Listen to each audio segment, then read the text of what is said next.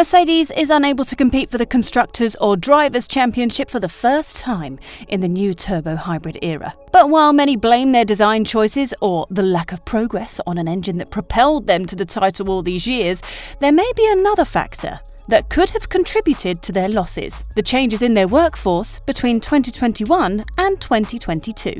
So without further ado, let's look at Mercedes' situation and a surprising reason that they may have contributed to their demise. Mercedes, which has won the last 8 F1 Constructors' Championships, has had a difficult start to the new regulations in 2022, failing to compete for victory in either of the first 2 races. Lewis Hamilton finished 3rd in Bahrain after both Red Bull cars retired in the final stages, but he could only manage 10th in Saudi Arabia. After being eliminated in Q1 for the first time since 2017, the 7-time world champion recovered to score a point. In Saudi Arabia, teammate George Russell finished 5th behind the Ferrari and Red Bull cars, prompting Mercedes F1 chief Wolff to declare that the current painful form was an exercise in humility for Mercedes after so much success. "We were right in the middle of those fun games in the front, and talking as an F1 stakeholder and benefiting from a great show that is really spectacular to look at.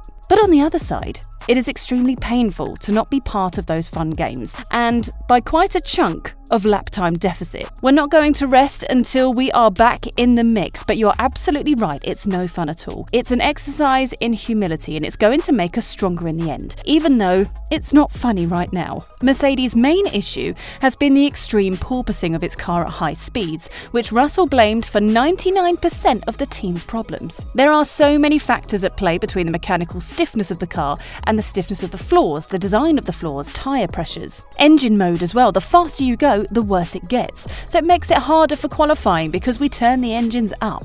Maximum power, go quicker down the straight, which causes more downforce and causes more porpoising. So we almost need to preempt this issue. And also in the race, when you have the DRS closed, you have more downforce than you do with the DRS open. And that's another factor we need to consider. We're still learning, and that's why we are far from optimal. But that's why I said if we solve the porpoising, that would cure, I would say, 99% of our issues. However, when compared to Ferrari and Red Bull-powered teams, Mercedes-powered teams have also struggled for straight-line speed at times. In Bahrain, 3 Mercedes customer teams finished in the bottom 6 of its classified finishes, while only 1 of 8 Mercedes-powered cars made it to Q3 in Saudi Arabia. And it's possible that this is due to a surprising reason, because Red Bull acquired Honda's intellectual property in their engine this year, as well as control of Honda's facilities. The team poached a significant number of employees from Mercedes. Honda announced its official exit from Formula One at the end of 2021, but it agreed to help Red Bull with engine development. While Honda has continued to produce, assemble, maintain and support the engine, it has become known as Red Bull powertrains on the track. As a result, many jobs in engine development and manufacturing became available at Red Bull. When asked if the snatching of Mercedes personnel had any effect on the rival team, Horner said, "I have no idea. We're looking to bring the best people, and we've recruited people from Mercedes, from all other manufacturers, as well as many manufacturers outside of F1. Horner made no comments on the Mercedes personnel hired by the Milton Keynes-based team. According to him, the Red Bull F1 team's primary goal is to establish technical excellence. The team wants to use its workforce to create a brilliant chassis and engine, and Horner is not concerned if that has had an impact on their rivals." And based on the results of the first 2 races of the season, Red Bull appears to have taken a step in the right direction. Both Red Bull cars were at the front of the grid, alongside current leader Ferrari, and engaged in a thrilling battle for victory on both occasions. Mercedes has found itself adrift as it battles to overcome its porpoising and engine problems, with Red Bull and Ferrari having been the strongest teams thus far. While some have written off Mercedes' chances in the title race, Red Bull Motorsport advisor Helmut Marko believes the German manufacturer remains a threat. In an interview, Marko denied that the early form indicated the end of the Mercedes era in F1, as Red Bull faced after 2013. You have to distinguish between the two. The era after 2013 was determined the new engine regulations, and Mercedes had an incredible dominance in this field. They were up to 2 seconds ahead of everyone, but logically didn't show it. Now, with the change of chassis and engine-wise, the differences are not so big. Mercedes is no longer able to turn a knob and immediately stage a party. But the team is broadly positioned, and it is also staffed with really top people in the chassis area. I'm fully convinced they'll be back if they get the bouncing under control. And Lewis Hamilton is 9 points behind Max Verstappen, so that's nothing either. I don't think it's the end of an era, but maybe it's a fight on the same level. Mercedes is also struggling to address the porpoising issues, and the German manufacturer powertrain no longer appears to be the class of the field. With Ferrari and Red Bull making significant gains in this area, Marco believes the change in order may be the result of the transition to more sustainable fuel in 2022. I don't know exactly why Mercedes has fallen behind. It must surely have something to do with the increase in synthetic fuel, which went from 5 to 10%. When asked about Mercedes' initial optimism about the fuel switch,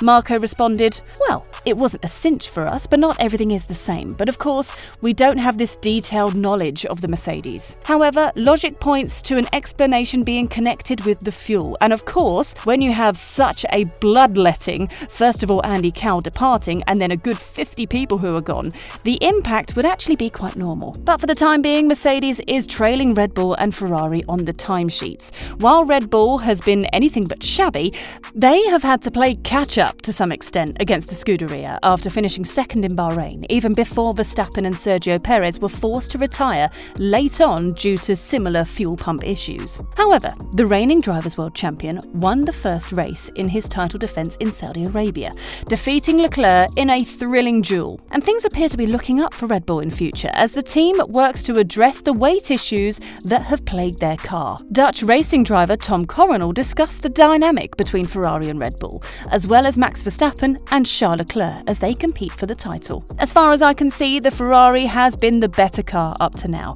Max fought with a knife, Leclerc with a gun. Now they both have a gun. I knew Red Bull had a handicap, but that is now solved as it should be. This is very good news. Max can now go into battle. Red Bull is set to make more improvements soon, with Helmut Marko hinting that the team will likely shave some weight off the car in time for Imola.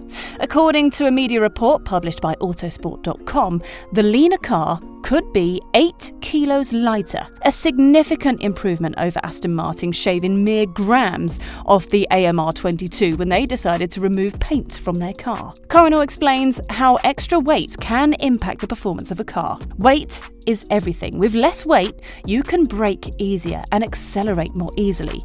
You can see how the big difference in lap times is when the cars drive with a half-full tank compared to a full one. I have heard from a very reliable source that they have solved a good 75% of the problem in recent weeks. Around 7 kilos has been removed from the car. I understand they have made the floor lighter and many other components a little lighter.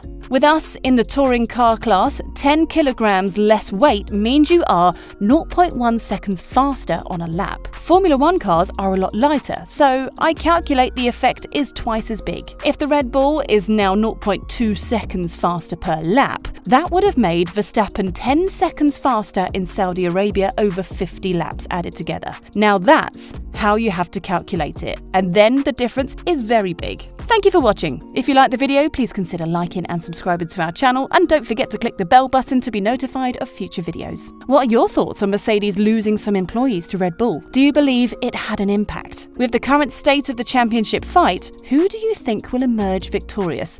We'd love to hear from you in the comments section below.